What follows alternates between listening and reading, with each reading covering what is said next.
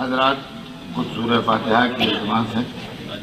वालिदा डॉक्टर सैयद अली रज़ा, मरहूमा आबिदा बेगम बिन्ते सैयद बाक़िर अली और वारिस हुसैन वल्द मुजाबिर हुसैन, इन दोनों के लिए सूरह फातिहा पढ़ते हैं।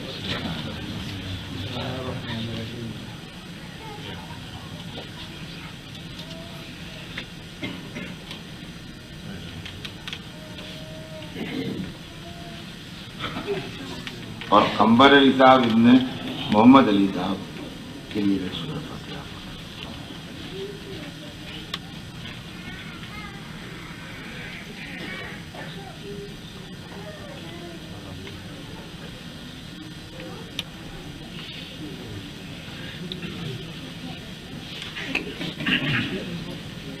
अऊज़ु बिल्लाहिस समीइल अलीम मिनश शैतानिर रजीम।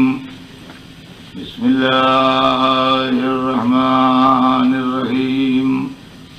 अल्हम्दुलिल्लाहि रब्बिल आलमीन वस्सलातु वस्सलामु अला सय्यिदिना व शफीइना बिल क़ासिम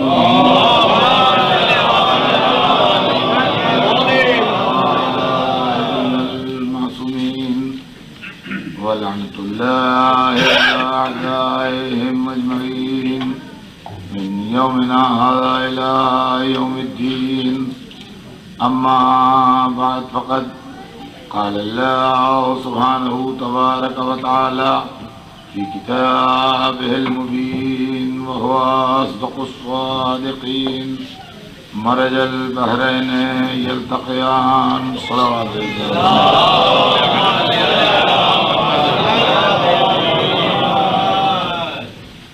कुरान मजीद में सूरह रहमान में दो दरियाओं के मिलने का तज़किरा है और मुफस्सिरीन ने बहरैन की तफसीर में ये लिखा है कि बहरैन यानी दो दरियाओं से मुराद मौला अली और जनाब सैयदा है।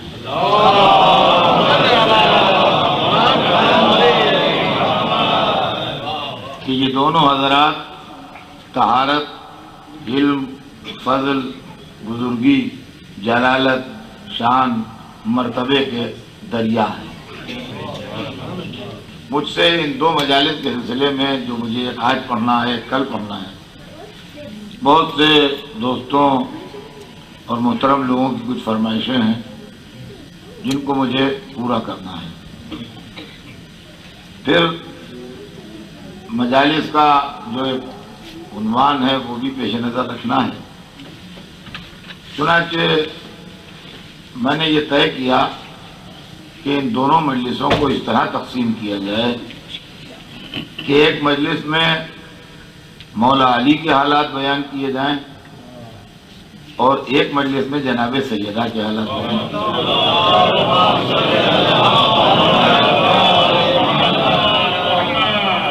चुनांचे आज की मजलिस मौला अली के हालात पर होगी और कल की मजलिस जनाब मासूम आलम के हालात पर होगी। ये दो मजलिसें इस तरीके से तक़सीम हो जाएंगी। इसी मुनासिबत से मैंने एक ऐसी आयत कुरान की शुरू की जिसमें दोनों बुजुर्गों का तज़किरा है, ताकि आयत की भी एक मुनासिबत मजलिस से कायम रहे। तो बिल्कुल बगैर तमहीद के, इसलिए कि वक्त तंग है, तो गौर तलब बात यह है कि मौला अली और जनाब मासूमा के जितने फ़ज़ाइल तारीख़ में हैं, जितना उनका मर्तबा है, जैसा उनका ख़ानदान है, जैसा उनका रसूलुल्लाह से रिश्ता है और जो कुछ उनके इस्लाम में कारनामे हैं, इससे कोई दोस्त, दुश्मन, अपना पराया, गैर चाहने वाला, जलने वाला इनकार नहीं कर सकता।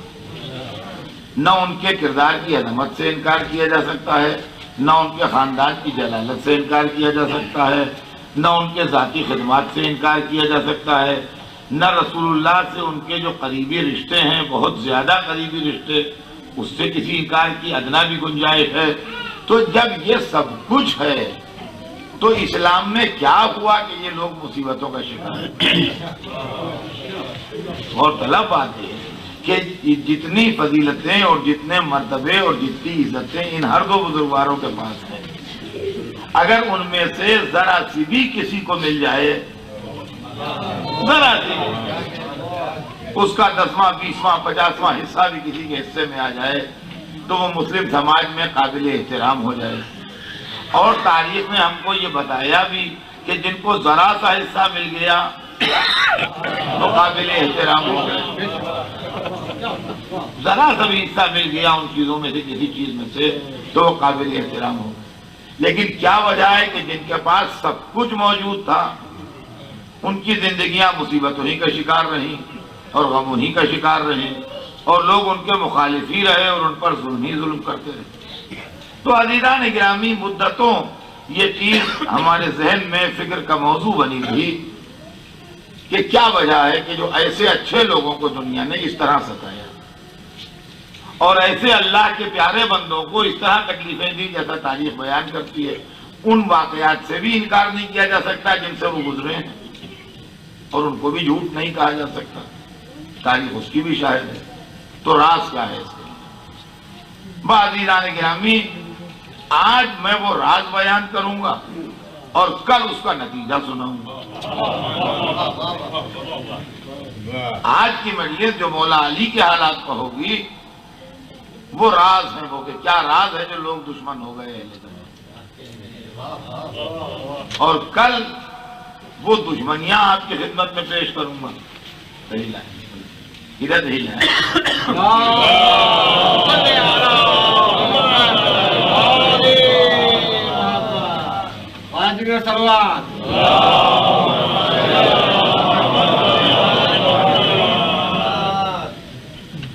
तो आज मैं आपकी खिदमत में वो राज बयान करूंगा कि वो राज क्या है कि जो इतने अच्छे लोगों के लोग दुश्मन हो,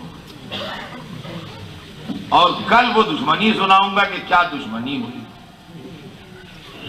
इसलिए कि सबसे ज्यादा करीब जो हस्ती है रसूलुल्लाह के वो उनकी साहबजादी है। मौला अली भी बहुत करीब हैं मगर कुर्बत की वो हद मौला अली को भी हासिल नहीं है। जनाब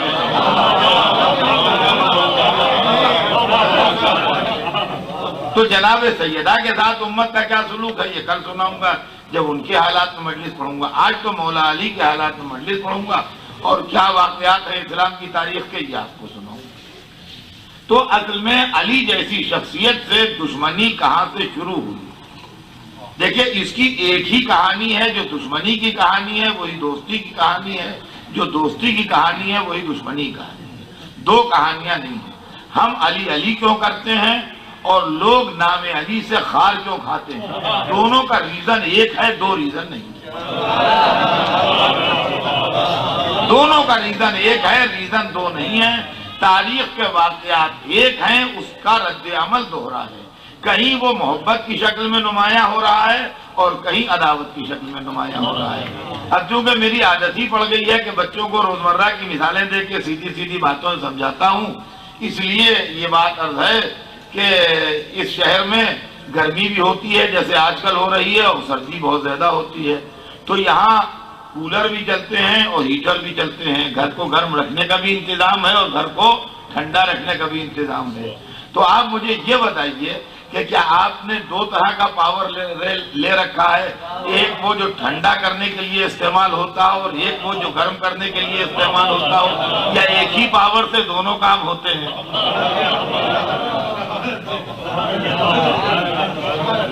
यानी उसको रेफ्रिजरेटर को चलाने के लिए या कूलर को चलाने के लिए दूसरा पावर आता है जो ठंडा करता हो, ठंडा वाला, और हीटर चलाने के लिए, गर्मी पैदा करने के लिए, चूल्हा जलाने के लिए दूसरा पावर आता हो जो गर्म वाला हो। उनका नहीं है तो एक ही, जैसी मशीन लगा दीजिएगा वैसा काम करेगा। हीटर लगा दीजिएगा तो गर्मी पैदा करना शुरू कर देगा, और कूलर लगा दीजिएगा तो ठंडक पैदा करना शुरू कर देगा। बाज़ीदान गिरामी, तारीख इस्लाम एक है, कहीं मोहब्बत अली का कूलर चल रहा है, कहीं अदावत अली का हीटर चल रहा है।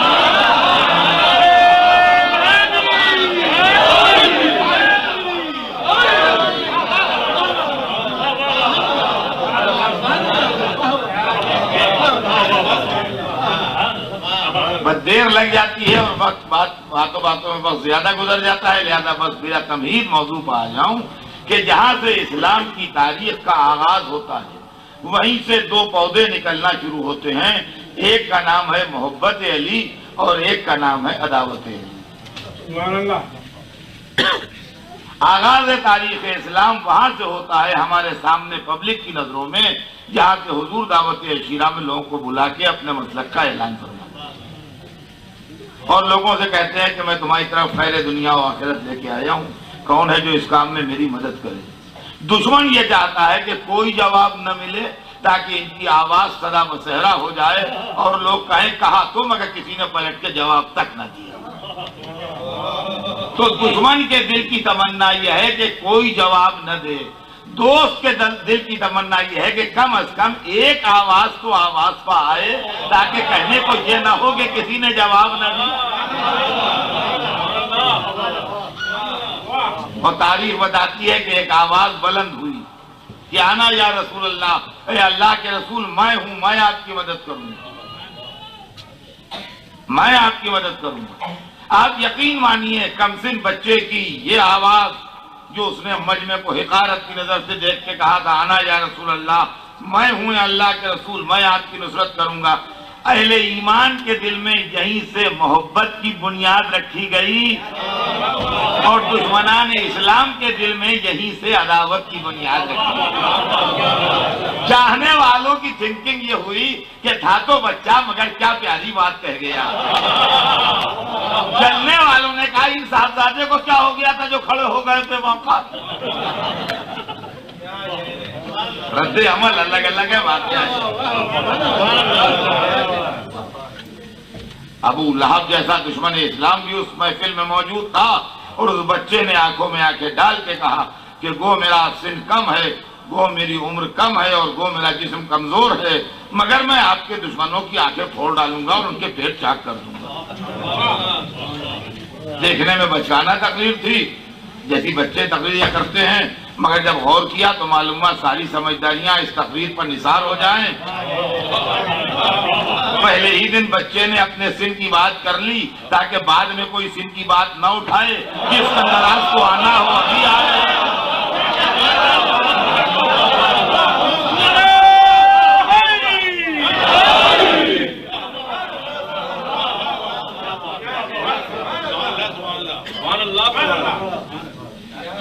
ये संदराज को आना हो अभी आए। और दूसरी बात कि मेरा जिस्म कमजोर है मगर मैं आपके दुश्मनों की आंखें फोड़ डालूंगा और उनके पेट चाक कर दूंगा। मैं कहूंगा या अली बचकाना तकरीर है, इजाजत हो तो अर्ज करूं कि इसमें कंट्राडिक्शन है बयान में। एक तरफ आप कह रहे हैं जिस्म कमजोर है, एक तरफ आप कह रहे हैं कि आंखें फोड़ डालूंगा और पेट चाक कर दूंगा। ये दोनों बातें साथ में मेल नहीं खाती। जब कमजोर हैं आप तो कैसे आंखें फोड़ डालेंगे हर एक की और कैसे पेट चाक कर देंगे हर एक के। अगर कोई तगड़ा मिल गया तो क्या कीजिएगा।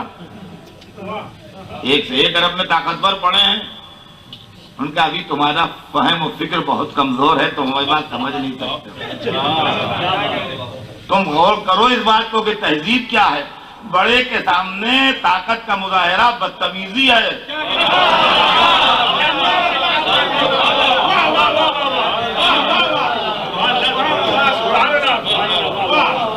लेकिन दुश्मन के सामने कमजोरी का एतराफ बुज़दिली है। तवज्जो चाहता हूँ अज़ीज़ान गिरामी, थोड़ा थोड़ा आगे बढ़ाएं आप लोग।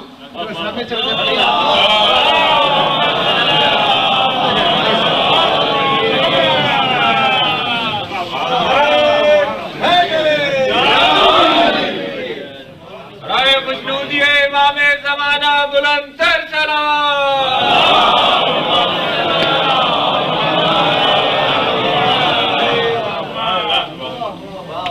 बलागत ज़बान हैदर कर्रार देखिएगा कि बड़े के सामने ताकत का इजहार बदतमीजी है कि बाप के सामने अकेले खड़े हैं, जवान हो गए तो ये बदतमीजी है। कुरान कहता है झुक के आओ सामने, अपने शानों को झुका दो माँ बाप के सामने। तो बड़े के सामने मजहब नहीं चाहता कि आप अकड़ के आए, और दुश्मन के सामने कमजोरी का इकरार बुज़दिली है।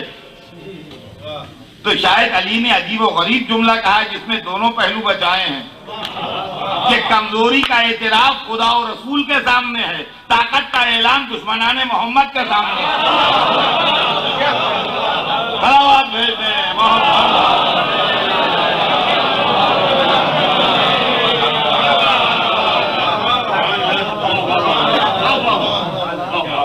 वहां से दुश्मनी का आगाज हो गया। अब इसके बाद मक्के के 12 बरस गुजरे और इस 12 बरस में दुश्मनी का पौधा फपकता रहा, दोस्ती का पौधा भी फपकता रहा। अली नुसरत रसूल करते रहे, रसूल का साथ देते रहे, रसूल की मदद करते रहे। दोस्तों की दोस्ती में इजाफा होता गया, दुश्मनों की दुश्मनी में इजाफा होता गया। काफिरों ने रसूल के पीछे अपने बच्चे लगा दिए ताकि इनको ढेले मारो, पत्थर मारो, इनको किसी से बातें न करने दो। अली ने उन बच्चों को पीट पाट के भगा दिया। दोस्तों के दिल में दोस्ती बढ़ गई, दुश्मनों के दिल में दुश्मनी बढ़ गई। शब हिजरत तक बात पहुंची, काफिरों ने स्कीम बना ली कि इनको सोते में बिस्तर पर कत्ल कर दो। रसूल इनको रात भर सुला के तशरीफ ले गए, हिजरत फरमा गए। जब सवेरे अली उठे और काफिरों से नजरें चार हुई, उनका तुम्हारे भाई कहाँ हैं? तो डांट के कहा क्या मेरे हवाले करके गए थे? देखिए बात तो मामूली सी है, लेकिन यकीन मानिए कि 12 बरस के फुके हुए और रात भर के जागे हुए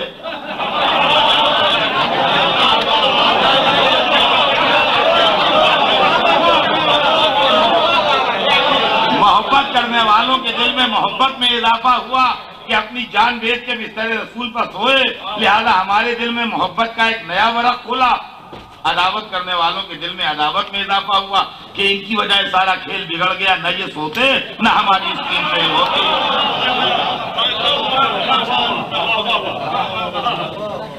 तो उनको गुस्सा अली पर आया, कल हिजरत हो गई, अब रसूल मक्के से मदीने तशरीफ ले गए।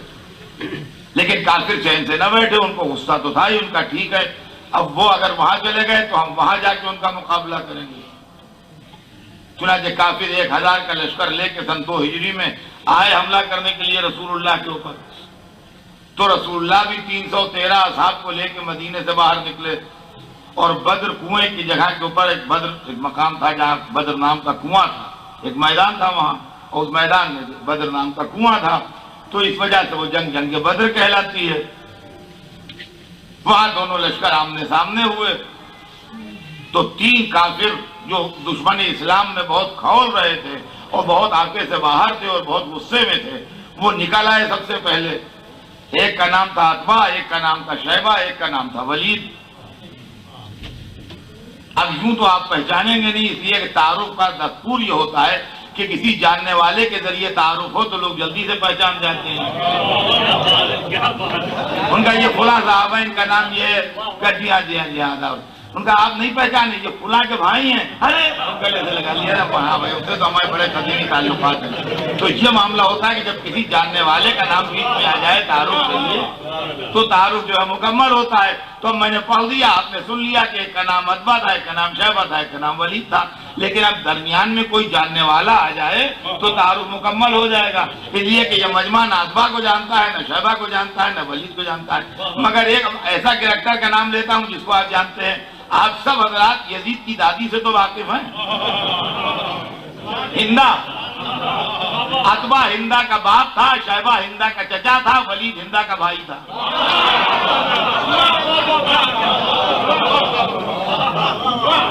अब देखिए सब पहचान गए, लेकिन हिंदा से ताल्लुकात कदीमी। तो अतबा उसका बाप, शैबा उसका चचा और वलीद उसका भाई, ये 3 आदमी निकले। उन्होंने इनके ललकारा हुजूर का नाम लेके। तो अंसार ने यानी मदीने वाले जो थे, जिन्होंने हुजूर को मेहमान किया था, उन्होंने बहुत माकूल बात कही। उन्होंने कहा हुजूर आप हमारे मेहमान हैं और जो आपके साथ मक्के से लोग आए हैं वो भी हमारे मेहमान हैं। हमारी गैरत ये गवारा नहीं करती कि हमारे मेहमान लड़ने जाए और हम बैठ के तमाशा देखें। लिहाजा हम जाएंगे, आप तशरीफ रखिए, जब हम न रहें तो आपको इख्तियार है, वरना मेजबानी के दस्तूर के खिलाफ है कि मेहमान लड़े, मेजबान घर में बैठे। बात क्योंकि माकूल थी, इसलिए सरकार दो आलम ने फरमाया बेहतर है जाओ। 3 अंसारी जवान उनके मुकाबले में गए। जब सामने गए तो उन्होंने कहा तुम्हारा नाम और नसब क्या है? तो उन्होंने अपना नाम और नसब बताया कि हम लोग मदीने के रहने वाले हैं, ये नाम है, ये खानदान है। उनका हम तुमसे नहीं लड़ेंगे, हम कुरैशी हैं, हम मक्के वाले हैं, हम अपने बराबर वाले से लड़ेंगे, कुरैशी से। जाके कह दो अपने नबी से कि क्या दस्तूर अरब भी भूल गए, हमारे बराबर वाला भेजो टक्कर का, हम तुमसे नहीं लड़ेंगे। तुम्हारे हाथ से कत्ल होना भी हमारी इंसल्ट है, तुमको कत्ल करना भी हमारी इंसल्ट है। अब वो बेचारे अजब से लोपंज में कि सामने वाले लड़ने को नहीं कह रहा है, क्या करें? उन्होंने रसूल को मैसेज भेजा कि हुजूर हम क्या करें? कहा तुम पलट आओ। वो तीनों आदमी हुक्म रसूल पाके पलट आए। अब यहाँ 3 खानदानी आदमी चाहिए मक्के वाले कि जिनका ठीक ठाक खानदान हो, वो इतराज न कर बैठे फिर दोबारा।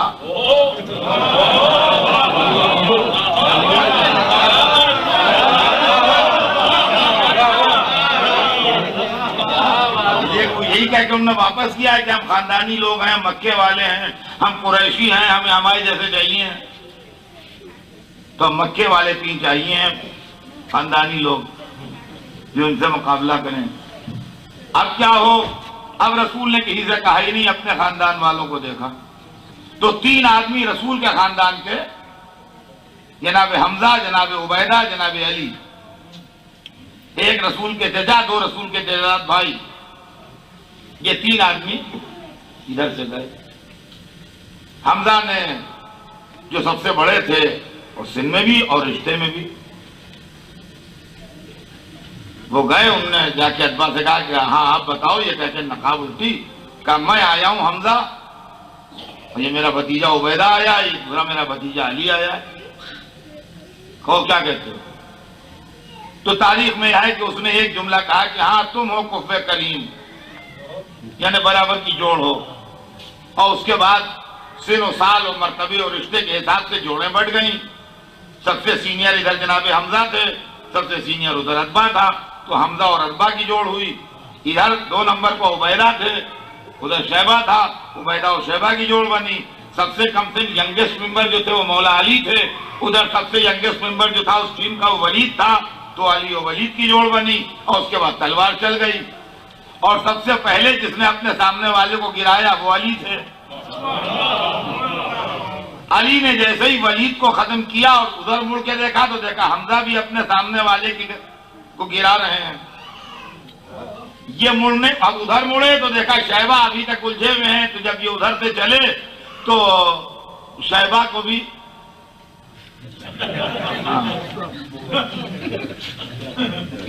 तारीख बताती है कि यह मंजर देख के अबू सुफियान का एक लड़का जवान हो गया था जिसका नाम था हंजला।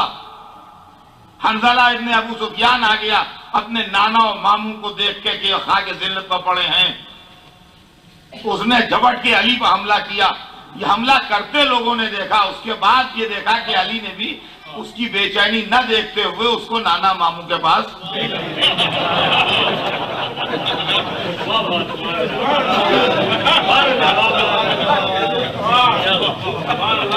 और इसके बाद जो तलवार खींच के जनाब हमजा और मौला अली ने और दूसरे मुसलमानों ने काफिरों पर हमला शुरू किया, तो तारीख बताती है कि थोड़ी देर में लश्कर कुफ्फार में भगदड़ मच गई। मैं बहुत तफसील से नहीं बल्कि बहुत जल्दी जल्दी पढ़ रहा हूं ताकि मंजिल तक पहुंच जाऊं। लश्कर कुफ्फार में भगदड़ मच गई, और जब कुश्ते गिने गए तो जितने बद्र में मारे गए थे उनमें 50% अकेले अली ने कत्ल किए थे और 50% सारे मुसलमानों ने मिलकर कत्ल किया।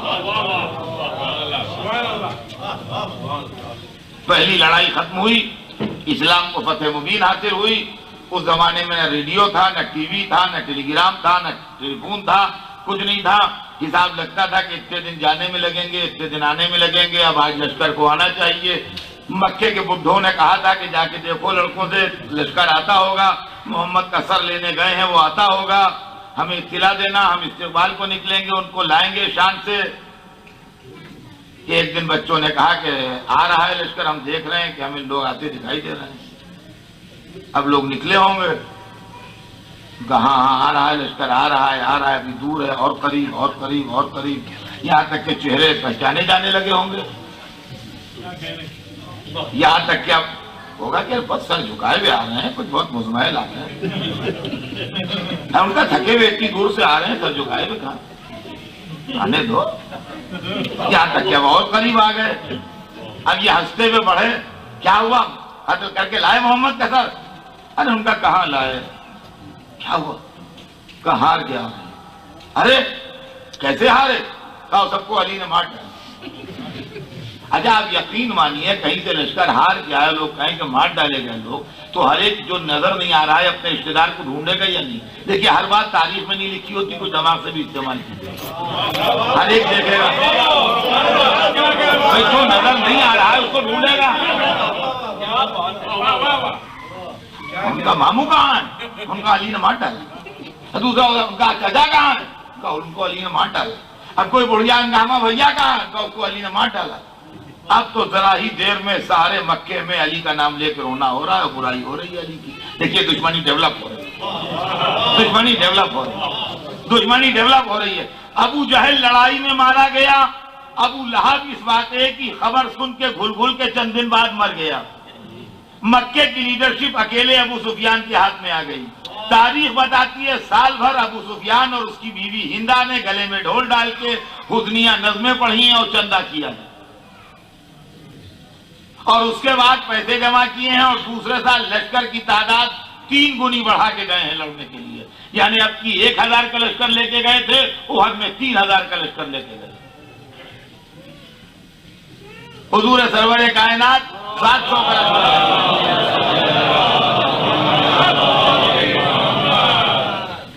हुजूर सरवर कायनात 700 का लश्कर लेके निकले। उनका लश्कर 3000, इनका लश्कर 700। 700 में से 50 आदमियों को अपने लश्कर से आपने अलग करके एक दर्रे के ऊपर, एक केव के ऊपर मुकर्रर कर दिया जिसमें टनल थी, और उधर से दुश्मन के हमला करने का खतरा था कि हमारी लड़ाई में हार हो या जीत हो, तुम यहाँ के ऊपर खड़े रहना और उधर तीर बरसाते रहना ताकि दुश्मन उधर से हमला न कर दे। और ये भी क्लियर कर दिया कि माले गनीमत में तुम्हें पूरा हिस्सा मिलेगा। माले गनीमत में तुम्हें कम नहीं मिलेगा। और तारीख बताती है इस लड़ाई में कुरैश की औरतें भी आईं। और तलब बात यह है कि अगर एक दफा किसी मौके पर औरतों को ले जाइए और वहां सूरत हाल बिगड़ जाए, तो जब दूसरी मर्तबा मर जाएंगे तो औरतों को मना करेंगे तुम न जाओ, खुदा जाने वहां क्या हो। अगर बद्र में औरतें आई भी होती तो उहद में नहीं आना चाहिए था। बद्र में तारीख लिखती है औरतें नहीं थी, मगर तारीख लिखती है उहद में औरतें आई। तो ये भी गौर कीजिए कैसे आई और क्यों आई, जबकि बद्र में शिकस्त खा के पलटे हैं तो उहद में क्यों आई। मुसलमानों के खतरे का एहसास इनको हो चुका है बाकायदा, अब औरतों क्यों लाए? तारीख के बाद इसका कोई जवाब नहीं है, मुझे नहीं मालूम क्यों है, मगर मैं अपने दिमाग से सोचता हूं एक बात कि अक्सर और बेहतर ये होता है कि बेगम साहिबा को यकीन ही नहीं आता।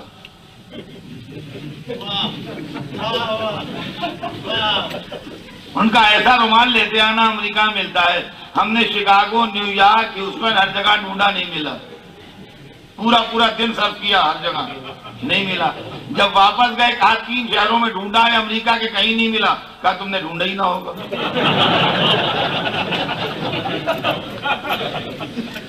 अरे हम तुम्हारी आदत से वाकिफ है, तुम गए ना होगे, निकले ही ना होगे, भला अमेरिका में रुमाल ना मिले, कोई अक्ल में आने वाली बात। तुम गए ना होगे, तुम हमारी बात की परवाह ही नहीं, अपने चक्करों में रहते हो। ये हर एक कदर से दिल है जो कर रहा हूं।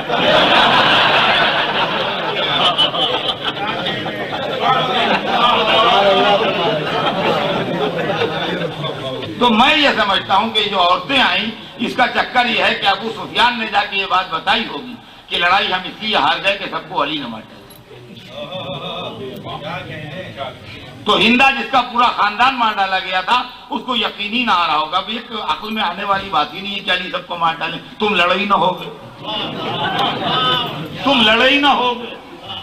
अच्छा, आपकी हम चल के देखते हैं कैसे अली सबको मार डाले। और तारीख बताती है कि जब लश्कर इस्लाम सफारा हुआ तो तलवार चलने से पहले यजीद की दादी अपने साथ की गाने वाली औरतों को लिए वे गाती बजाती दोनों लश्करों के दरमियान से गुजरी। गाती बजाती अपने दोनों लश्करों के दरमियान से हिंदा गुजरी, जिसके गले में ढोल पड़ा हुआ था, आगे आगे गाती भी जा रही थी और उसके पीछे उसके खानदान की औरतें और उसकी चाहने वाली औरतें सब गाती बजाती उसकी आवाज में आवाज मिलाती भी जा रही थी। जो गीत इस कदर मुहम्मल है कि मैं मिंबर से सुना नहीं सकता। अगर आपको उसके बोल सुनना है तो हुसैनिया से बाहर कहीं मिलिएगा तो सुना दूं।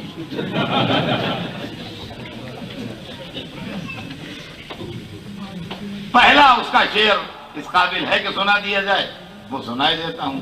वो ढोल बजा रही थी और गा रही थी कि नहनो बनाते तारिक नमशी अला नमारिक, हम सितारे सहारी की बेटियां हैं, हम मखमल के फर्शों पर चलने वालियां हैं। इसके आगे के बोल नहीं सुना सकता। वो कह रही थी हम सितारे सहारी की बेटियां हैं और हम मखमल के फर्शों पर चलने वालियां हैं। मैं कहूंगा तुम्हारा नसीब ही फूटा हुआ है, बनी भी तो सितारे सहारी की बेटी जिसके नसीब में डूबना है।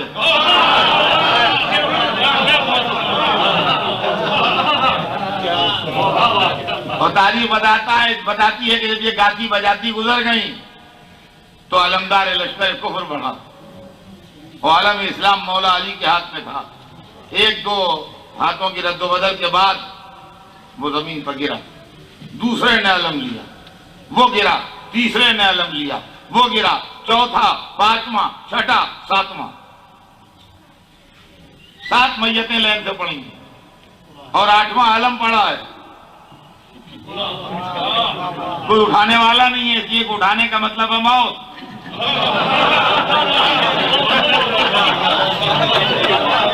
और अली तलवार लिए खड़े हैं।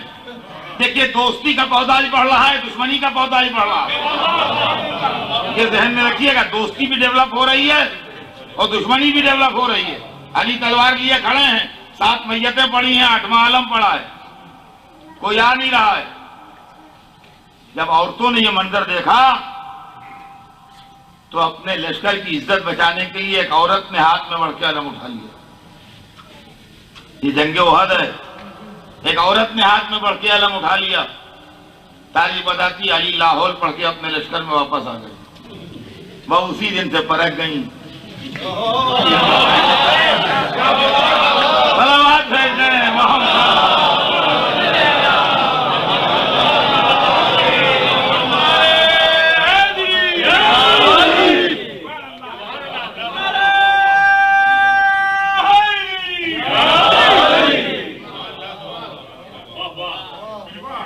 और अब जो दोनों लश्कर मिल के लड़े तो जरा देर में लश्कर कुफ्फार में भी बदल हो। 3000 का लश्कर भागने लगा मैदान से और मुसलमान माले गनीमत समेटने लगे।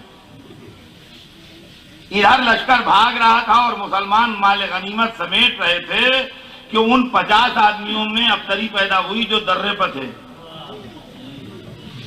और उन्होंने अपने सरदार से कहा कि लश्कर लड़ाई तो मुसलमान जीत गए। तो उन्होंने कहा तुमसे क्या,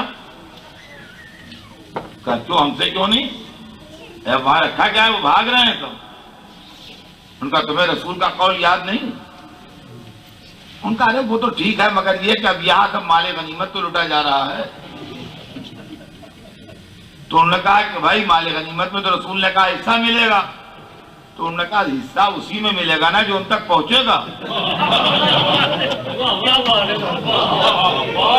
हिस्सा उसी में मिलेगा जो उन तक पहुंचेगा।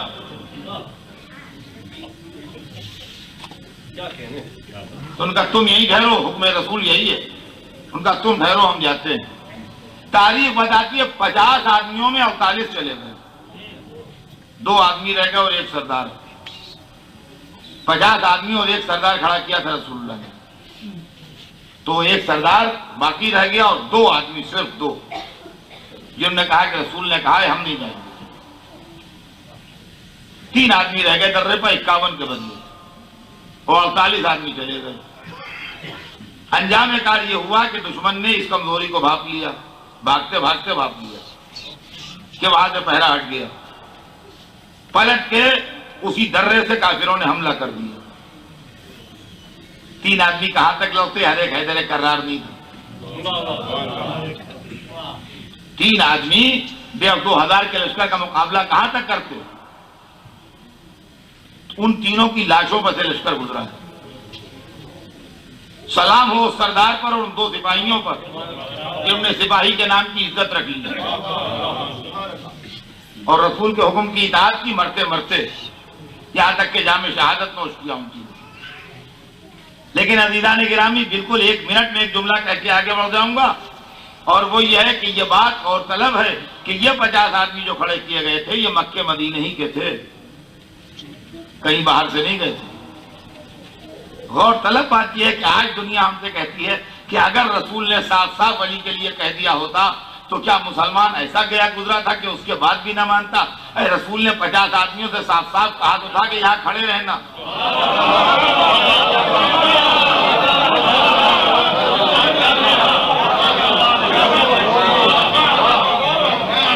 जब 4 टूटी गिरोह 2 तलवारों के लिए रसूल का कहना नहीं मान रहे थे लोग, तो पूरी हुकूमत के लिए कौन मान लेता?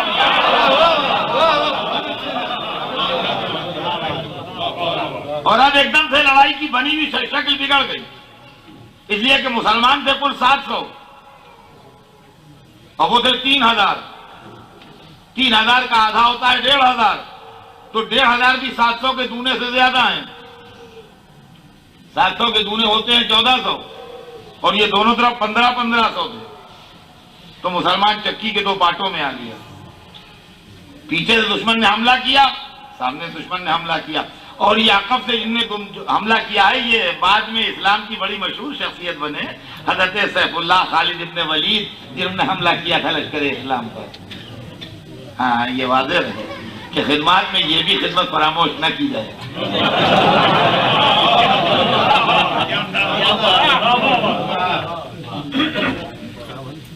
और अब सूरत हाल ये पैदा हो गई कि पीठ पर तलवारें पड़ रही हैं, सामने दुश्मन तलवार लिए, सारा लड़ाई का नक्शा ही बिगड़ गया। काबू में आई भी लड़ाई खत्म हो गई। और उस वक्त कुछ दिलेर मुसलमान जैसे जनाब हमजा, जनाब अबू दज्जान अंसारी, जो तलवार चलाते चलाते जामे शहादत नोश करके दुनिया से रुखसत हुए, और बहुत से समझदार मुसलमान हालात की नजाकत देख के महफूज मकामात पर तशरीफ ले।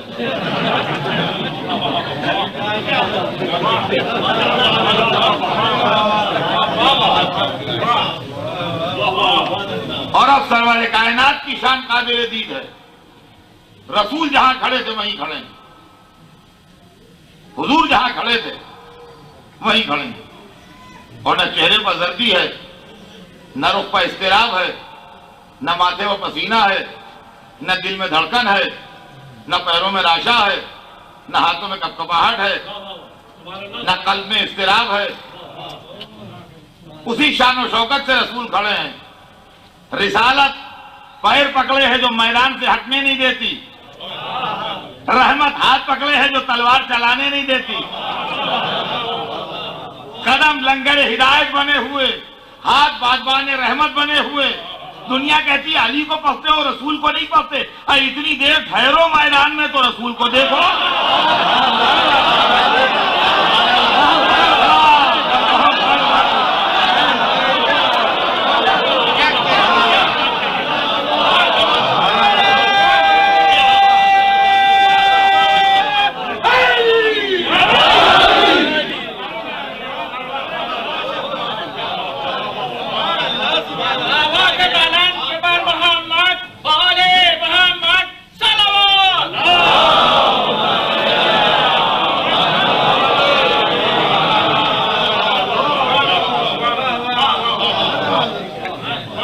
तारीफ बताती है किसी ने यह आवाज भी बुलंद कर दी कि रसूलुल्लाह शहीद हो गए।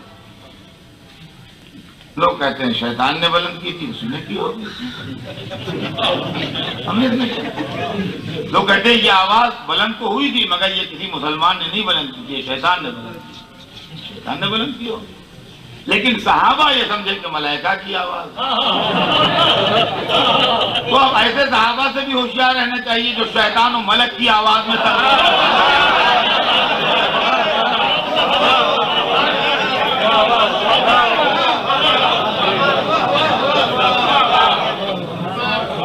और जरा सिचुएशन देखिएगा कि मौला अली अभी दूर कहीं लड़ रहे थे और यहां सूरत हाल यह है कि काफिरों ने रसूल के गिर्द हल्का डाल दिया और फौजी नज्म तरतीब से वो अपना हल्का तंग कर रहे हैं और अब इतना करीब आ चुके हैं कि उनके हाथों के फेंके हुए पत्थर जिसमें अकदस से टकरा रहे हैं। देखिए पत्थर जो है वो राइफल की गोली की तरह नहीं होता है। राइफल की गोली उस मशीन की ताकत से चलती है जिससे चलाई जाती है। तो बच्चे के हाथ से राइफल चले या फौजी अफसर के हाथ से राइफल चले, गोली का अमल एक ही होगा। लेकिन पत्थर के अंदर ये सिफत नहीं है। बच्चा किसी को पत्थर मारे तो उसके अंदर दूसरा असर होगा और ताकतवर किसी को पत्थर मारे तो उसके अंदर दूसरा असर होगा। इसलिए कि पत्थर हाथ की ताकत से चलता है। दूर से फेंका हुआ पत्थर नुकसान कम पहुंचाएगा, करीब से फेंका हुआ पत्थर ज्यादा नुकसान पहुंचाएगा। इसलिए कि पत्थर हवा में जितनी रास्ता तय करता जाएगा उतना अपनी ताकत को घटाता जाएगा। तो सामने की बात है। तो पत्थर इतनी ताकत से पड़ रहे हैं जिसमें रसूल पर कि एक पत्थर रुखसार अक़दस पर पड़ा, चेहरे पर जो लोहे की जाली थी नकाब जो कहलाती है वो टूटी और उसकी कड़ी रुखसार के अंदर उतर गई। दूसरा पत्थर दहाने अक़दस पर पड़ा, होंठ जख्मी हुए और दंदान मुबारक शहीद हुए। अब काफिर जो है वो रसूलुल्लाह से चंद फीट के फासले पर हैं और पोजीशन यह है कि उनके हाथों में सीधे नेज़े हैं। स्कीम यह है कि हर तरफ के नेज़े जिसमें रसूल को छेद दे, इधर के नेज़े उधर, उधर के नेज़े इधर, उधर के नेज़े इधर निकल जाए। ये लम्हा है और रसूल उसी इत्मीनान से खड़े हैं जैसे कोई बात ही नहीं है। अब इसके अंदर 1 मिनट से भी कम का वक्फा शायद बाकी है कि उनके नेज़ों की अनिया जिसमें मुतहर से मस हो कि एक दफा एक बिजली सी चमकी, एक दफा एक बिजली सी चमकी और लोगों ने देखा हैदर कर्रार रसूल के सामने खड़े हैं। और रसूल ने जैसे ही अली को देखा तो एक जुमला कहा, या अली ये है वक्त नुसरत। मैं कहूंगा या रसूलल्लाह अल्लाह के होते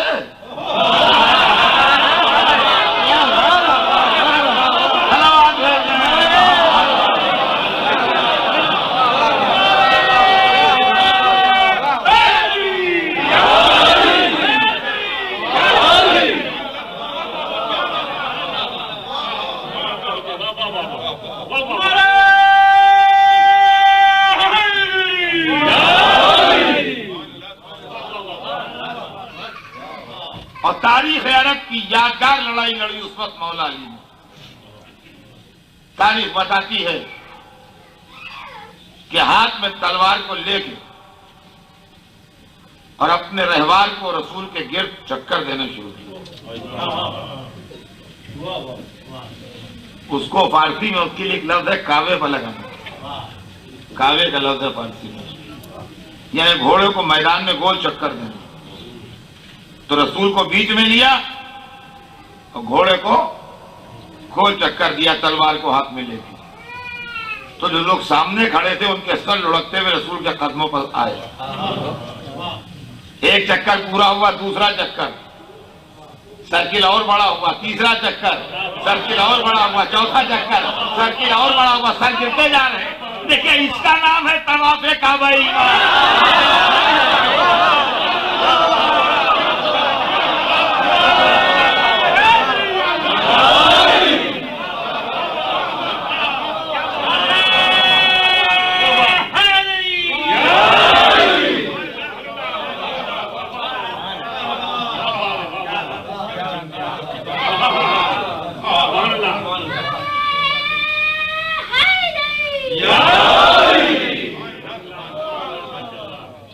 इसका नाम है तवाफ़े काबा ईमान।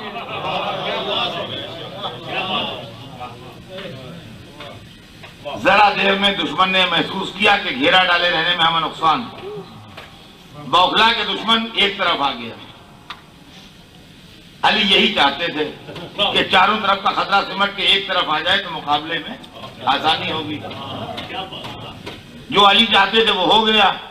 बौखला के दुश्मन एक तरफ आ गया, उसने अपनी ताकत एक तरफ यज्ञा की और अब लड़ाई की शक्ल बदल गई।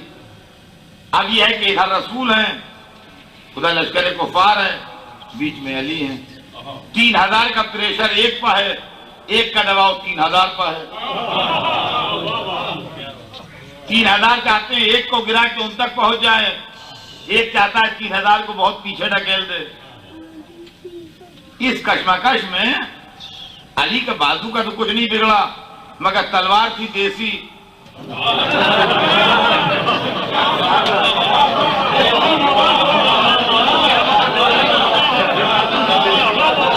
किसी दुनिया की बनी हुई थी। वो इतना जबरदस्त प्रेशर नहीं चाहिए किसी कासा सर को काटने में, किसी की पसलियों से निकलने में। कहीं ना कहीं पर उलझ के वो टूट गए।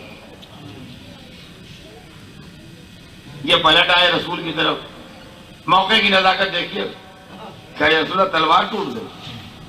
वो तलवार लगाए खड़े थे, हुजूर तलवार लगाए हुए, मगर वो अपने उसी इत्मीनान से खड़े। तलवार टूट गई, टूट गई क्या? कहूँ या हुजूर दुश्मन सामने ही है, तलवार दीजिए। तो कहेंगे मुझसे क्या मतलब, जिसका सरपाही है वो तलवार में।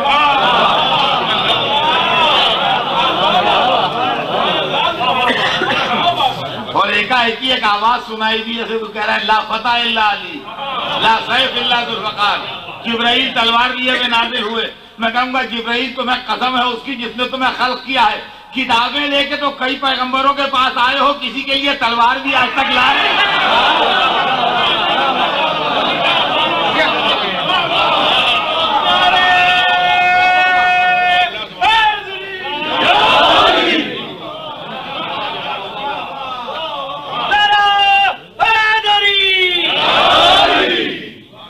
और अब जरा देर में तलवार भी उधर की और हाथ भी उधर था।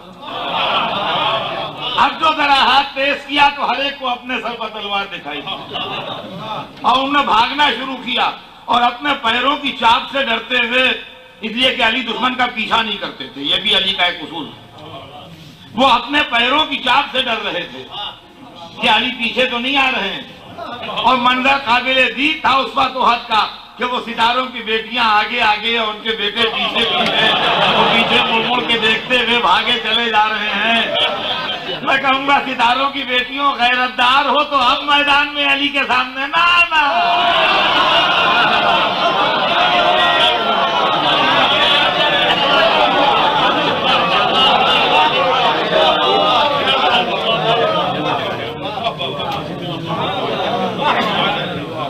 आपके दिल में दोस्ती का नक्श गहरा हुआ, मैं जानता हूं, लेकिन जो मक्के से लड़ने आए थे इंतकाम लेने, उनके दिलों में दुश्मनी का नक्श गहरा हुआ। जब वहां से वो पलटे तो नौजवानों के चेहरों में कुछ मुस्कुराहट भी थी कि आज हमने बहुत से मुसलमान मार लिए। तो जो पुराने थे और तो जो बेकार थे, उन्होंने कहा कुछ नहीं, ये लड़ाई भी बेकार गई। कहा हमने मुसलमान तो बहुत मारे। उनका क्या मारे, जो मुसलमान बनाते हैं वो तो जिंदा हैं। जितने तुमने मारे हैं 8 दिन में उसके चौकने बना के डाल देंगे, कुछ भी फायदा नहीं। क्या फायदा, क्या आते हो, कुछ भी नहीं। अरे चाचा क्या बताएं, वो तो बिल्कुल सामने ही थे जैसे आप खड़े हैं। वो अली आ गए बीच, वो फुला बढ़ा था, उसको हमने मार डाला तो बंद पीछे कितना किया। उनका अच्छा किया बेटा तुमने, हाँ अच्छा किया। तो अब ये है वहां अदावत डेवलप हो रही है। और देखिए इसकी दलील यह है कि तीसरी लड़ाई में, जिसको जंग खंदक कहते हैं, जिसका नाम जंग अहज़ाब भी है, जब अबू सुफियान लश्कर लेके आया है तो लश्कर से ज्यादा पहलवान की तलाश पर जोर था। ये क्यों पहलवान ढूंढा गया? ये पहलवान अली के लिए ढूंढा गया था, इसलिए कि अबू सुफियान 2 लड़ाइयों में देख चुका था कि और सबके दस्तो बाजू तो आजमाए हुए हैं, अली का इंतजाम होना चाहिए। तो अब अम्र इब्न अब्द वज्ज लाया गया है, ये पूरी कुफ्र की तमन्नाओं का निचोड़ था। पूरी आरज़ुएं, पूरी उम्मीदें, पूरी हजरतें उसी पर होंगी कि ये अली को मार लेगा, बाकी सब काम हम कर लेंगे। ये 1000 आदमियों के बराबर है, नामी गिरामी है अरब का और जबरदस्त है, इससे और काम नहीं लेना है भाई। इसका इतना काम है कि ये अली को मार ले, बाकी जितना इंतजाम है वो फिर हम सब देख लेंगे, फिर कोई परेशानी नहीं, फिर सब हमारे हवाले। वहां हुजूर ने खंदक खुदवा दी, वो खंदक तो उधर टहलता था। एक जगह से खंदक जरा कम खुदी थी, चौड़ी कम थी, तो मैं कहूंगा या हुजूर आपकी निगरानी में खुदी और कम चौड़ी इंजीनियरिंग का नक्श कैसे रह गया?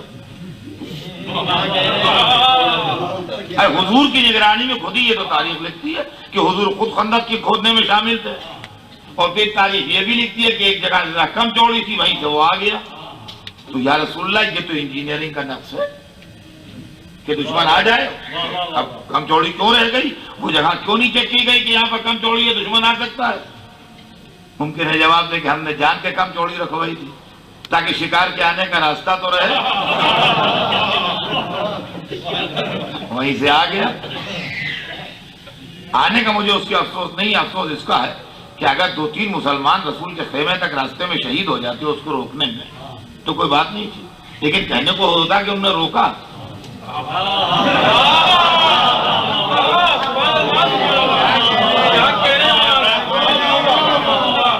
सदमा इसका है कि डायरेक्ट रसूल के खेमे तक आया और नैजा मार के बदतमीजी की उसने और ललकारा, और रसूल ने जब उसकी आवाज सुनी तो कहा मन लिहाजल कल्ब, इस कुत्ते के लिए कौन है? ये जुमला भी देखेगा वो रसूल जो हमेशा नहायत मुहज्जब लफ्ज़ इस्तेमाल करता है। वो कह रहा है इस कुत्ते के लिए कौन है? या हुजूर आप ना कहिए, हम कुत्ते से बदतर कह देंगे, आप ना फरमाइए, आपकी जवाब।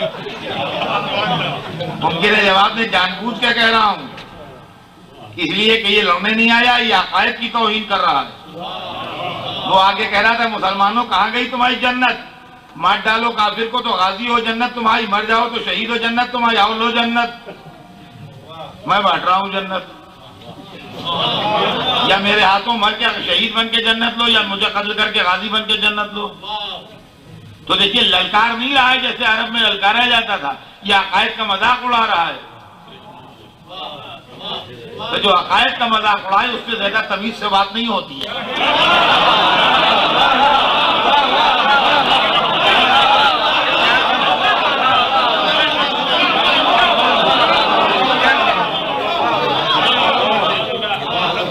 मन लिहाजा कर, इस कुत्ते के लिए कौन है? अली ने कहा ना या रसूलुल्लाह मैं हूं। सुभान अल्लाह, सुभान अल्लाह। मैं तो अल्लाह की कुदरत को कहूंगा कि कल जो कुत्ते के सामने न जा सके आज शेर खुदा के सामने।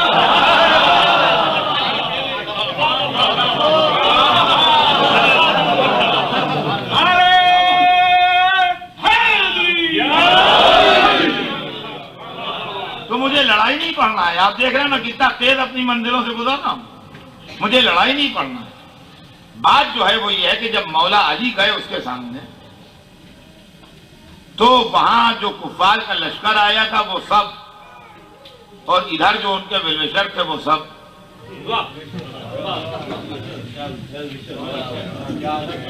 हर एक की तमन्ना ये होगी कि अमर अली को मार ले। हर एक की आरज़ू ये होगी कि आज अमर अली को मार ले।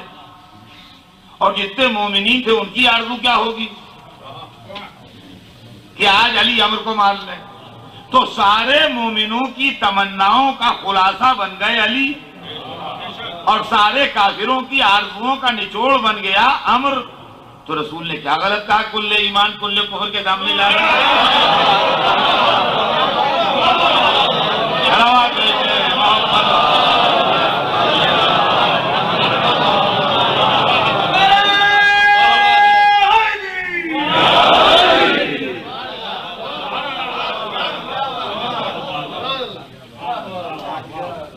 और वहां थोड़ी देर लड़ाई होती रही और उसके बाद मौला ने उसको ज्यादा मौके दिए। लोग कहते हैं 70 ज़र्ब की रद्दोबदल हुई, तो 70 ज़र्ब की रद्दोबदल का मतलब ये नहीं है कि 70 बार उसने किए 70 मौला ने किए। रद्दोबदल का मतलब ये ना निकालिएगा कि 70 उसने किए 70 मौला ने किए, नहीं 69 उसने किए होंगे लेकिन उन्होंने किया होगा। इसलिए कि रसूल ने कुल्ले कुहर कह दिया था, लिहाजा अली ने भी सोचा होगा सारे अरमान निकाल ले। और उसके बाद उसका सर लिए पलटे तो रसूल ने कहा एक ज़रबत इबादत सकलैन तो भारी। क्या कहना मेरे मौला अली, ऐसी भी लड़ाइयां लड़ लिए कि गए तो मेयारे ईमान बने, वापस आए तो मेयारे अमले साले इल्लल्लज़ीना आमनू व अमिलुस सालिहात। जब गए तो कुल्ले ईमान का खिताब पाया, जब आए तो कहा कि इबादत सकलैन पर एक ज़रबत भारी है।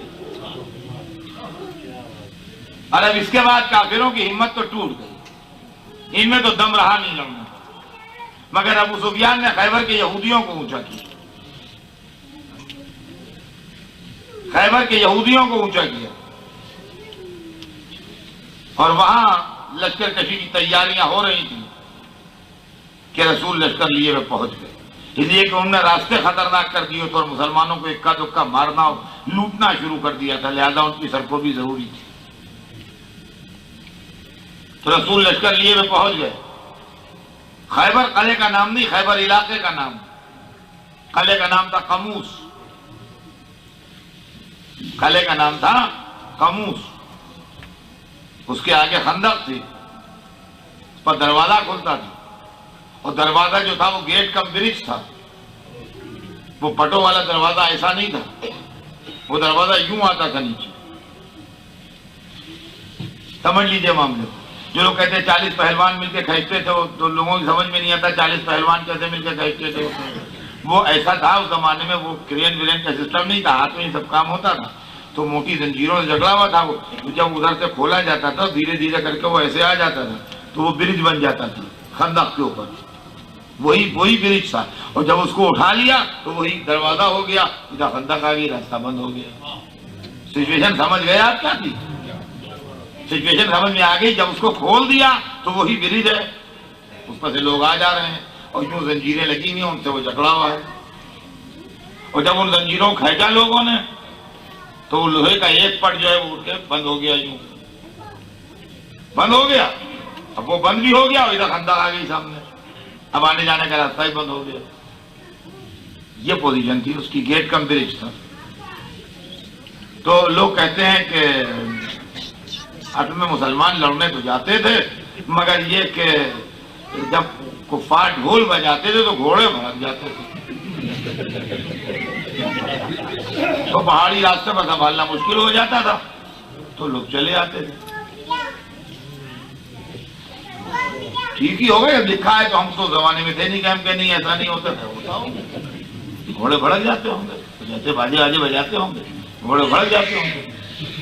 लेकिन वहां जब मौला अली गए तो उनका घोड़ा भड़का भड़का नहीं। इसीलिए हम आज तक जुल्जना की तारीफ करते हैं कि कुफार के ढोल से भड़कता नहीं।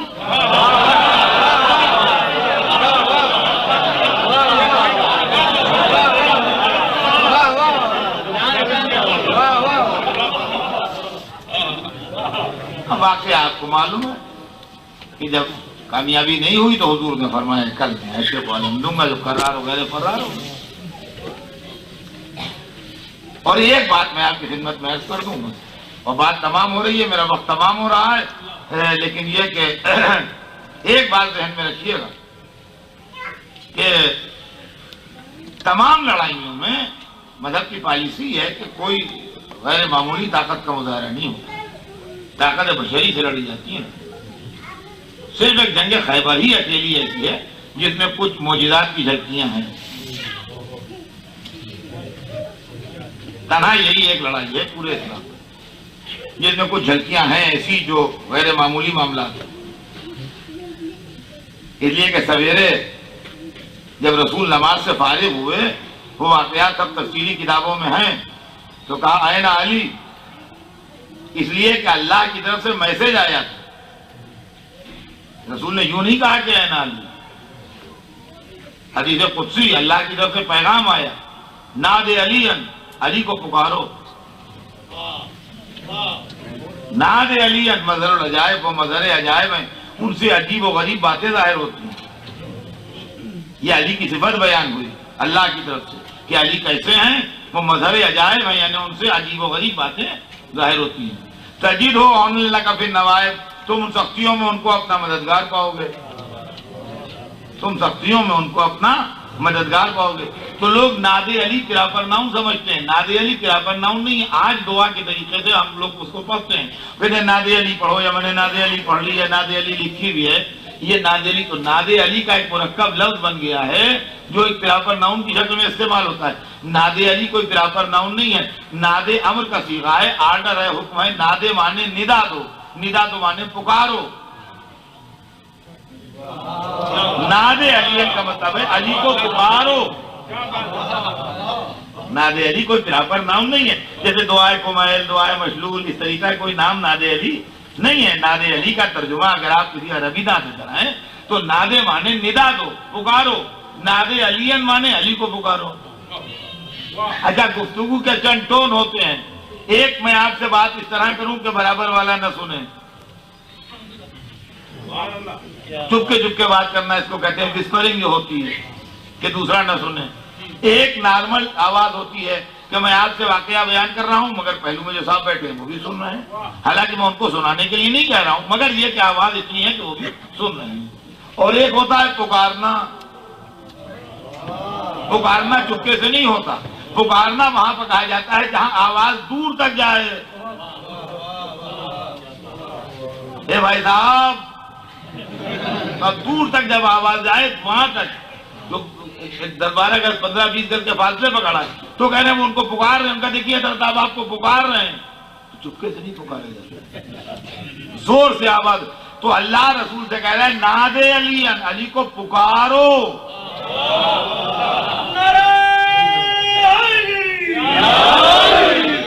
यानी जोर से पुकारो। या अल्लाह रसूल से पुकारवा रहा है, अली को ऑर्डर कर दे कि रसूल के पास जाओ।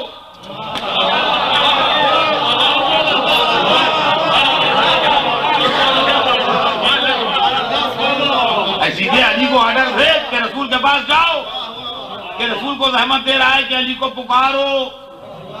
कहीं जान के पुकारवा रहा हूं ताकि रिकॉर्ड हो जाए, ताकि बाद में अगर कोई पुकारे तो सुन्नत हो, बिदअत ना हो।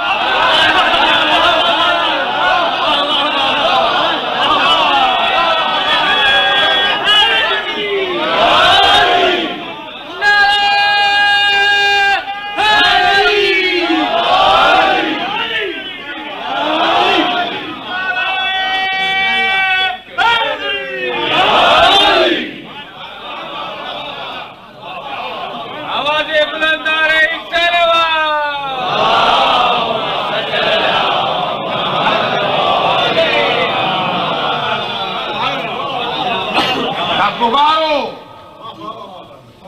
पुकारो। रसूल ने पुकारा।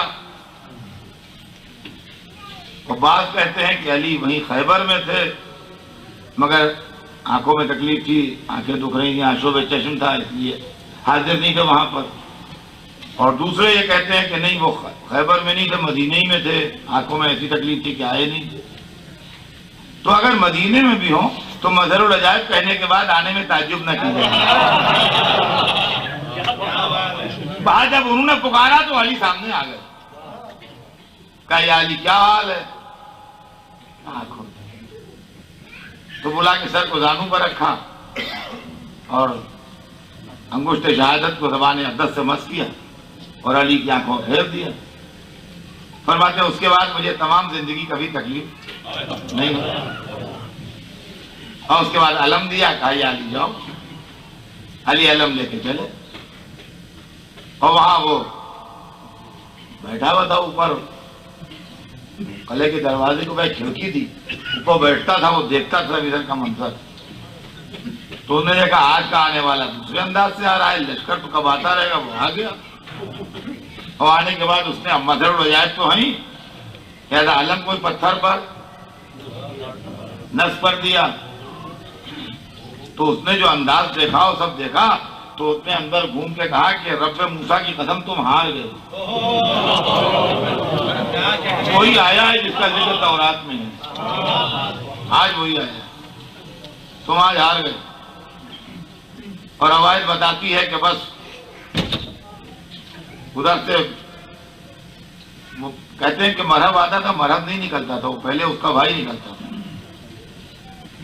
लोग पॉपुलर मरहब था तो लोग समझते थे मरहब निकलता है, मरहब नहीं निकलता, इसका भाई निकलता था, अंतर निकलता था।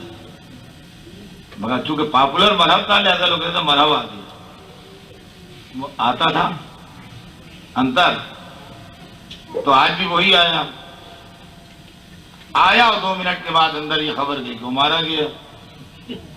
तो अब वो असली वाला मरहब आया। अब अजीज़ान गिरामी वक्त भी तमाम हो गया और बयान भी 1 घंटे से ज्यादा हो गया बातों बातों में।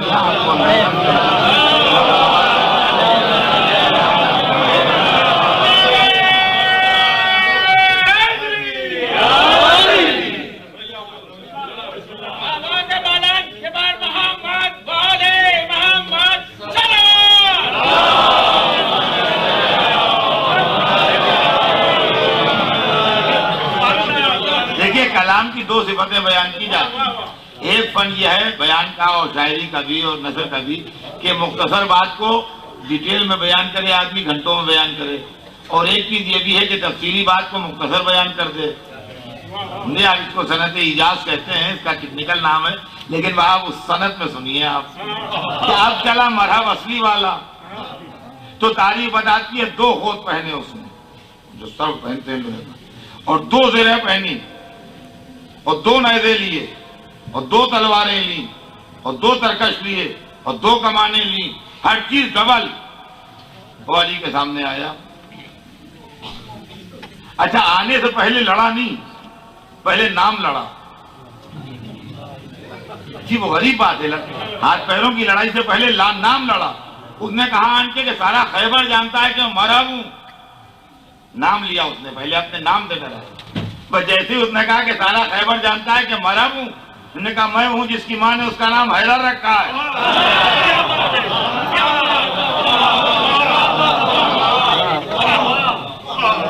हाँ, उसने आने के लिए डराते हुए कहा मरहब, इन्होंने उसको डाल के कहा हैदर। अब समझे आप मारे हैदरी से किसे बिगाड़ है।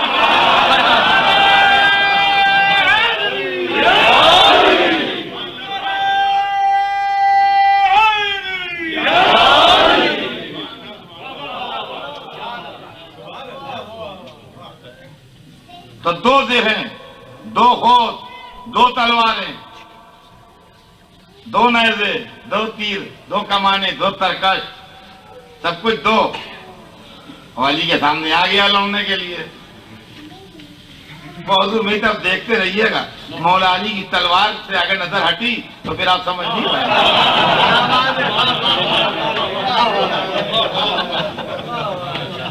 और जैसे ही अली के सामने आया, वैसे ही अली ने भी ये सोचा कि ये तो बड़ी गलत बात है कि सब कुछ 2-2 मरहब, एक इमाम आदिल था, एक मरहब के 2।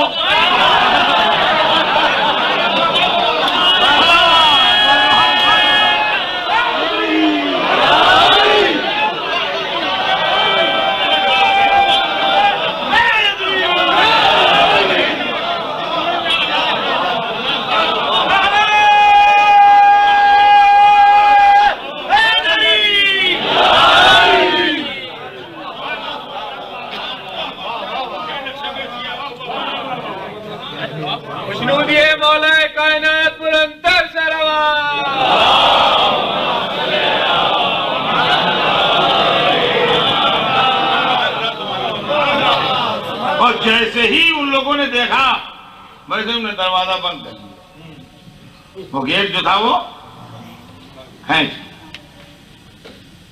वहीं पर शेर खुदा ने अजब शान दिखाई। और इसको अपनों ने नहीं, गैरों ने भी लिखा है, और हर सदी के राइटर ने लिखा है, हर सदी के राइटर ने लिखा है, इस सदी वालों ने भी लिखा है। अली नदवी ने भी जो लिखी है किताब, उसमें भी लिखा है कि हम हैरत की बात नहीं, हम तसर्रुफात औलिया के कायल हैं। चलो किसी मंजिल पर वली तो मानना।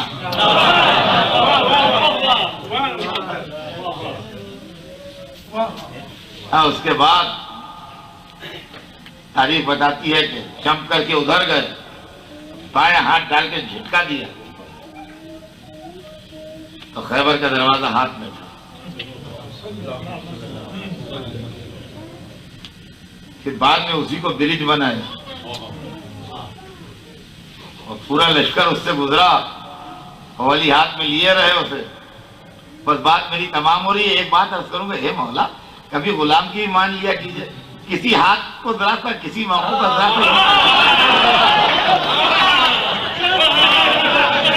फिर कोई इस हाथ को बैत के लिए नहीं बुलाएगा।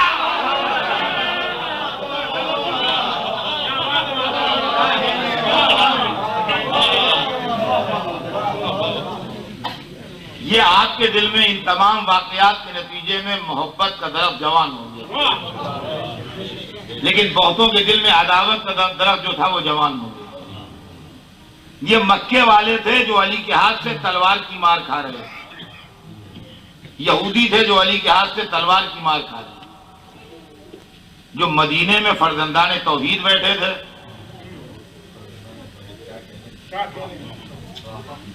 इनमें से फजाइल किसी को नहीं मिल रहे थे सिवाय अली की। दावत अशीरा भी अली के हिस्से में गई, शब हिजरत भी अली के हिस्से में गई, आये नजवा भी अली के हिस्से में गई, आये इस्तिखलाफ भी अली के हिस्से में गई, सूरह दहर भी अली के हिस्से में गया, रसूल की बेटी से शादी भी अली की हो गई, कुल ईमान भी अली बन गए, खंदक में तलवार और में तलवार भी अली के लिए आ गई, इबादत सकलैन पर भारी अली की हो गई, खैबर का आलम भी अली को मिल गया। तो ये हर एक को बड़ी खुशी की बात नहीं है, इंसानी नेचर की कमजोरी समझिए आप।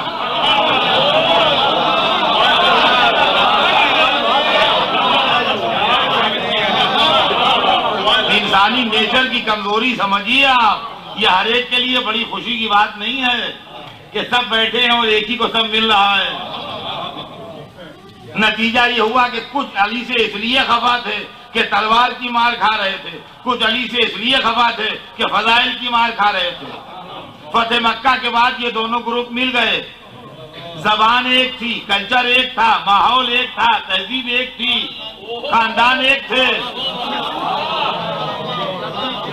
बीच में एक पॉलिटिकल दीवार खिंच गई थी, वो हट गई।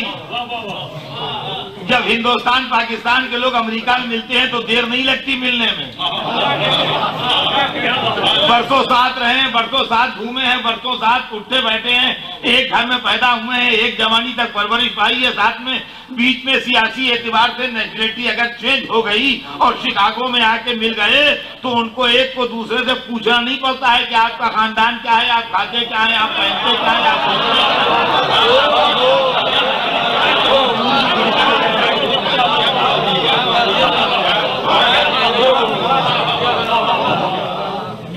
इसलिए कि तहजीब, जबान, कल्चर सब कुछ एक है, कोई फर्क नहीं है। वो सियासी बीच में आ गई दीवार।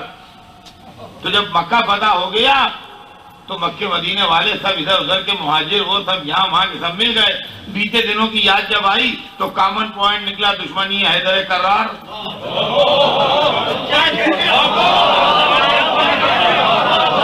मक्के वाले ने कहा हमारे अली से साफ नहीं है, इसलिए कि अली को मामू को अली ने इसके मामू को मारा था। मैं कहा हमारे अली से साफ नहीं है, तो मदीने वाले ने कहा हमारे दिल साफ भी नहीं है, इसलिए कि उस दिन आलम इसको नहीं मिला था, अली को मिल गया था। नतीजा ये हुआ कि जब अली की खिलाफत के ऐलान का वक्त आया तो कुरान ने खतरे का भी ऐलान किया, वल्लाह हो यासिमुका मिनन्नास, अल्लाह तुम्हें लोगों के खतरे से बचाए। अब इंसाफ से बताइए कि गदीर में खतरा कहाँ था? रसूल मुसलमानों के बीच में थे, हाजियों के बीच में थे, सहाबियों के बीच में थे। रसूल के लिए क्या मुसलमान, हाजी, सहाबी खतरा हो सकते हैं?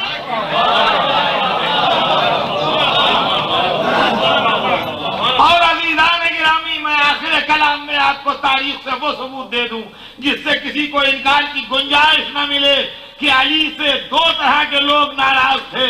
एक वो जिन्होंने फलाइल की मार खाई थी, दूसरे वो जिन्होंने तलवार की मार खाई थी। दलील यह है कि जब हालात से इत्तेफाकन अली तख्ते इख्तिदार पर आ गए तो जो फलाइल की मार खा रहा था उसका बेटा सामने आया जो तलवार की मार खा रहा था।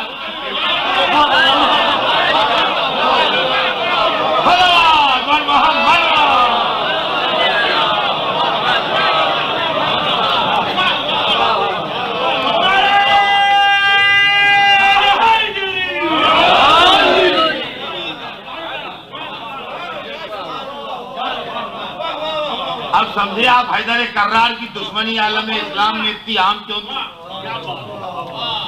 और अब समझिए आप कि हमारे दिल में हैदर कर्रार की मोहब्बत इतनी क्यों है कि हमारा दिल ही नहीं चाहता कि सिवाय अली अली के कुछ और हो।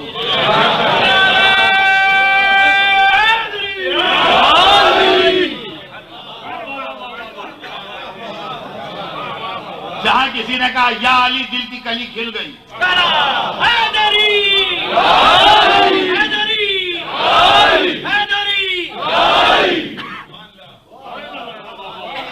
अली के नाम के सिवा कोई नाम अच्छा नहीं लगता, अली के जिक्र के सिवा कोई जिक्र अच्छा नहीं लगता, अली की बातों के सिवा और बातें अच्छी नहीं लगती। रातों दिन हमारा यही मशवरा है, क्यों है? यही रीजन है, यही हिस्ट्री है जो हमारे अंदर मोहब्बत डेवलप कर रही है और बाजों में अदावत डेवलप कर रही है। नाम अली सुन के तबीयत जल जाती है, जिक्र अली सुन के मिजाज बरहम हो जाता है, कहीं अली लिखा देख के वहशत होने लगती है। अल्हम्दुलिल्लाह अली के चाहने वाले, हुसैन के चाहने वाले जहां जहां भी जाते हैं वहां वहां उनके नाम से इदारे भी बनाते हैं, ठिकाने भी बनाते हैं। आज मुझे बहुत देख के दिल खुश हुआ इसको कि अल्हम्दुलिल्लाह मैं उस जगह आया करता था, वो भी जगह अच्छी थी, लेकिन माशाल्लाह ये जगह देख के, हालांकि अभी मैंने इसको मुकम्मल नहीं देखा है, मजलिस के बाद देखूंगा। जब मैं आया तो मजलिस शुरू होने में बहुत कम था, लेकिन बहरहाल फिर भी जितना देखा मैंने तो देख के बहुत दिल खुश हुआ। चाहने वालों का ये भी एक मिजाज है कि वो जहाँ जाते हैं नाम अली पर, नाम हुसैन पर कुछ न कुछ बना लेते हैं। और अब ये भी चाहने वालों का फर्ज है कि वो जल्द से जल्द ऐसा इंतजाम कर दें कि इस इदारे पर जो कर्जे हैं और जो चीजें हैं वो खत्म हो जाएं और ये आपकी अपनी मिल्कियत हो जाए। इसलिए कि एक बात ध्यान में रखिएगा हमेशा अजीज़ान गिरामी कि अली किसी के मोहताज नहीं है, हम अली के मोहताज हैं। और ये चंद सेंटर क्या पूरी दुनिया भी अगर अली के सामने आ जाए तो इख्तिदार अली के सामने उसकी कोई हैसियत नहीं है। लेकिन ये जो हम अपील करते हैं अक्सर ये बात, ये इसके लिए नहीं करते हैं कि कोई मौला को जरूरत है, बल्कि बादशाहों की खिदमत में नजर गुजरानी जाती थी।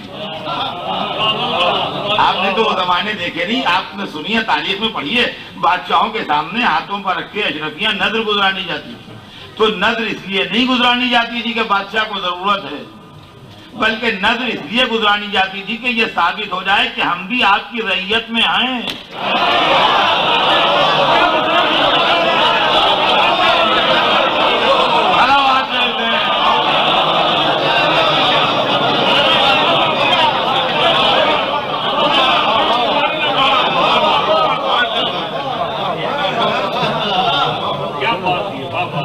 तो चंदे की बात नहीं है,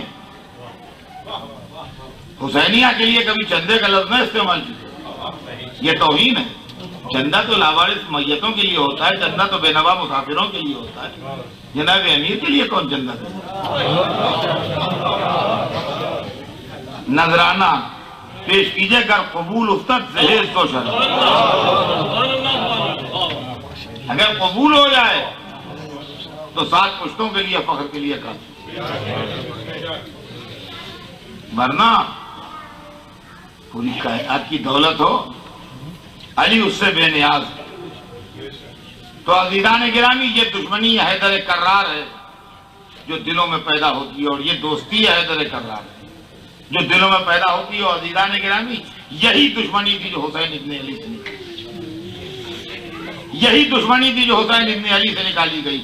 अब कल मैं आपको नतीजा या दावत सुनाऊंगा इंशाअल्लाह, मासूम आलम के हालात पढ़ूंगा, जिंदगी रही इंशाअल्लाह। आज तो आपको खाली इतना सुना दूं कि यही नतीजा अदावत था जो हुसैन से निकाला गया। करबला में जब सुबह से शाम तक तलवार चलती रही और अल्लाह की राह में कुर्बानियां होती रही और बाग़े रिसालत के फूल कुर्बागाह शहादत पर नजर दिए जाते रहे, यहां तक के जब दोस्त न रहे तो अजीजों की बारी आई। सबसे पहले औलाद अकील ने अपनी कुर्बानी पेश की, औलाद अकील के बाद औलाद जाफर ने अपनी कुर्बानी पेश की, औलाद जाफर के बाद इमामों के साहबजादे कुर्बानियां पेश करते रहे। कभी अली का कोई बेटा मक्तल में जाता था, कभी हसन का कोई फर्जंद मक्तल में जाता था, यहां तक के दिल के टुकड़ों गोद के बालों की नौबत आई। कासिम मक्तल में गए और जब कासिम की लाश के टुकड़े आए तो अब्बास ने इजाजत दी। अब्बास के शहीद होने से यह साबित हो गया कि इस लश्कर में कोई अली वाला नहीं है, इसलिए कि रसूल ने कहा था या अली हुब्बो का तकवा व ईमान। साबित हो गया इस लश्कर में कोई मोमिन नहीं। अगर अली वाला होता और मोमिन होता तो अब्बास का हाथ न होता। अब हुसैन ने उसको बेटा भेजा जो तस्वीर रसूल। अली का मानना ईमान है, रसूल का मानना इस्लाम। अली अकबर की शहादत ने यह साबित किया कि इस लश्कर में कोई मुसलमान भी नहीं, वरना शबीह रिसालत के सीने में बर्छी न लगे। जब अली अकबर का लाशा भी मक्तल से आ गया तो हुसैन एक 6 महीने के लाल को लेके चले और अली असगर की शहादत ने यह बताया कि अब लश्कर इंसानों का लश्कर नहीं।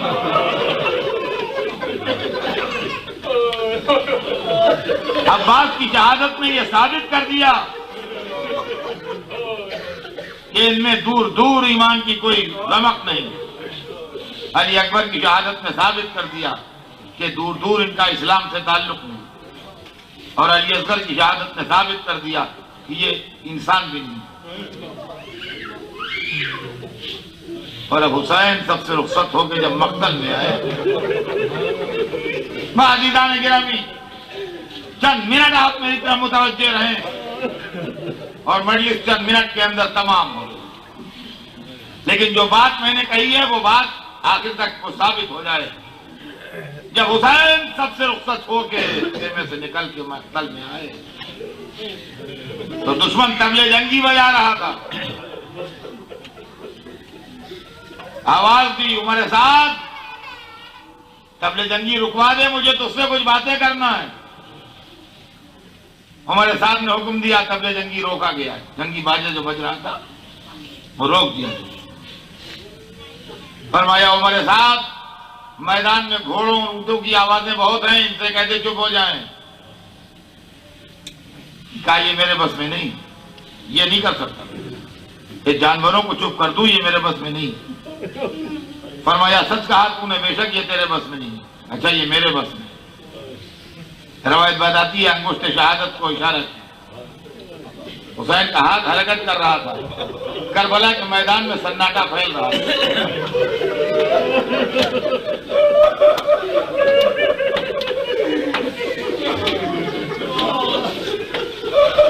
हाथ की एक गर्दिश मुकम्मल हुई और करबला के मैदान में सन्नाटा था। कोई आवाज नहीं, कोई आवाज नहीं थी करबला के मैदान में। न किसी आदमी की आवाज थी, न किसी जानवर की आवाज थी, न किसी बाजे की आवाज थी। इंतहाई है कि हवा की आवाज भी न थी, सन्नाटा था, ताकि दूर तक लोग सुन लें, कोई ये न कहे हमने सुना नहीं। फरमाया ओ मेरे साथ ये बता मुझसे लड़ क्यों रहा है, ये बता मुझसे क्यों लड़ रहा है। तारीफ बताती है कि वो लईन अपनी रकाबों पर जोर दे के ऊंचा हुआ और उसने वहां से चिल्ला के कहा कि या हुसैन बुग़्ज़न ले अबीक, ए हुसैन तुम्हारे बाप की दुश्मनी में तुमसे लड़ रहे हैं। मालूम दुश्मनी हैदर कर्रार का शोला था जब करबला में भी भड़क रहा था, और अली असगर की शहादत के बाद भी भड़क रहा था।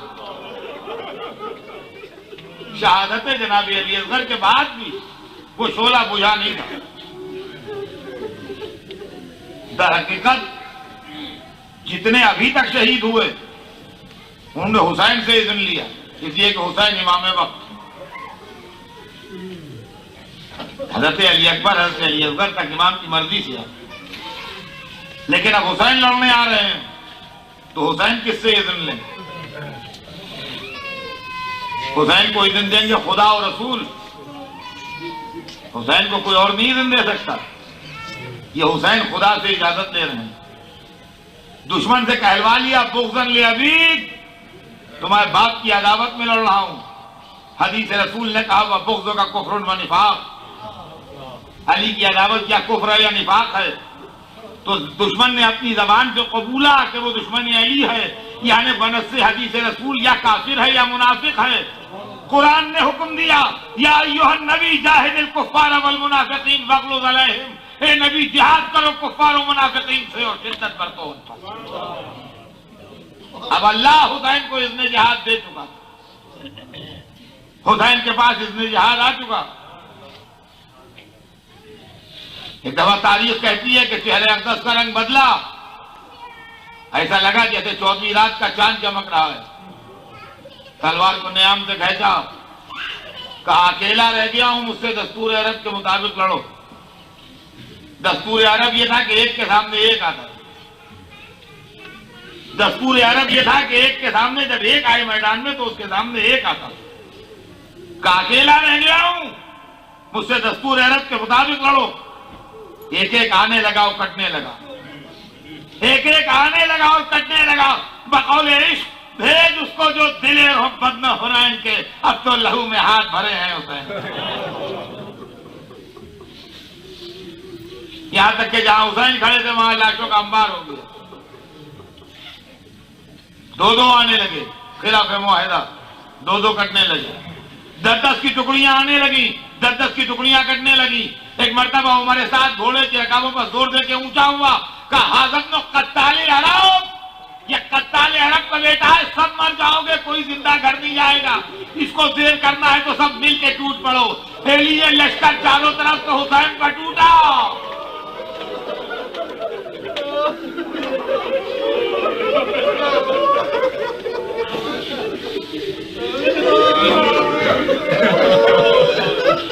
और तारीख बताती है कि तलवार तोल के लश्कर के बाएं किनारे पर हमला किया मैसरे पर, तो उसको मैमने पर गिराया दाहिने किनारे पर, और उसके बाद दाहिने किनारे पर हमला किया तो उसको बाएं किनारे पर गिराया, और उसके बाद जरा पीछे हट के तलवार तोल के जो कल्ब लश्कर पर हमला किया। तो सारे रावी कहते हैं कि हुसैन का कल्ब लश्कर पर हमला क़यामत का नमूना था। हुसैन सख्त खस के कबाब पहने हुए थे, आस्तीनें कोहनियों से उल्टी भी थी, कोहनियों से खून बह रहा था, तलवार चला रहे थे, और कभी कभी जोशे शजाअत में तलवार को नियाम में रख के निहत्ते लश्करों के दरमियान से यूं गुजरते थे कि फौजों के सर टकराते हुए चले जाते थे, तो दोनों तरफ मैयतें पड़ी होती थी। रावी कहता मैं एक बुलंदी के ऊपर खड़ा हुसैन की लड़ाई देख रहा था, सरदार अपनी फौजों को ललकार रहे थे, करबला के मैदान में महशर बपा था, लोग हुसैन पर टूटे पड़ रहे थे। हुसैन की शान ये थी कि एक माहिर पैराग जैसे समंदर में तैरता हो, उस तरीके से वो फौजों के समंदर में तैर रहे थे। उनकी तलवार उनके सर के गिर्द हाला बनाए हुए थी, घूम रही थी, जिससे इंसानी जिस्मों के टुकड़े कट कट के गिर रहे थे, और किसी का वार हुसैन पर नहीं चल पाता था, और लश्कर के लश्कर कट कट के गिर रहे थे, और सरों की बौछार हो रही थी, और हुसैन तलवार चलाए जा रहे थे, और तलवार चलाते में कभी कभी कहते जाते थे तुमने मेरे अब्बास को भी मार डाला, तुमने मेरे अली अकबर को भी मार डाला, अरे तुमने मेरे कासिम को भी मार डाला, तुमने मेरे अली असगर को भी न छोड़ा।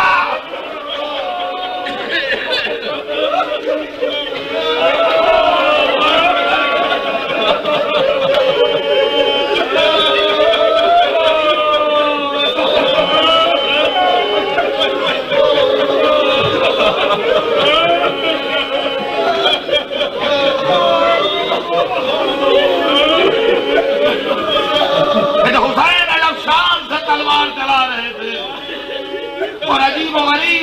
था उनके तलवार चलाने का।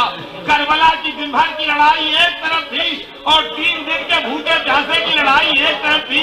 जिसने अभी जवान का लाशा उठाया है, अभी अभी बच्चे की तुरबत बनाई है, अभी अभी भाई के लाशे पर रोया है, कभी मक्तल को देख के अली अकबर को याद किया, कभी दरिया को देख के अब्बास को पुकारा, कभी मलक के दुश्मन पर हमला किया, एक मर्तबा आसमान को देखा, ला हौला वला कुव्वता इल्ला बिल्लाह, तलवार को नियाम में रखा, दुश्मन चारों तरफ से सिमट आया, किसी ने तलवार लगाई, किसी ने नहीं लगाई।